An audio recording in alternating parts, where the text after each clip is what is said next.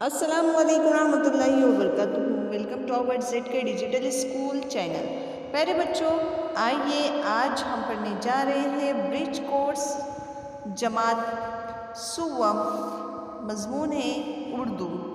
तो चलिए प्यारे बच्चों शुरू करते हैं। प्यारे बच्चों, आइए तीसरे दिन में आपका स्वागत है। तो चलिए तस्वीर की छोटी छोटी बातों का मुशाहिदा करेंगे और हम कहानी सुनेंगे।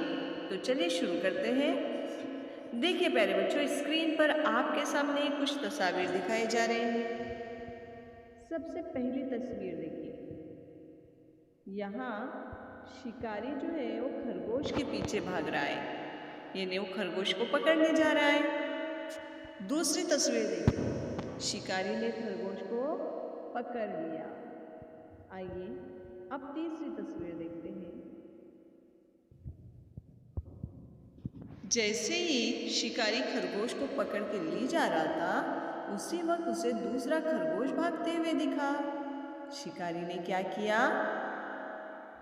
पहले वाले खरगोश को हाथ में पकड़े हुए दूसरे खरगोश के पीछे भी भागने लगा और उससे भागने के इसमें दूसरा खरगोश भी उसके हाथ से छूट गया और छलांग लगा के अपने दूसरे दोस्त के साथ वो भी भाग गया और शिकारी के दोनों हाथ खाली रह गए। तो प्यारे बच्चों, हमें क्या करना चाहिए?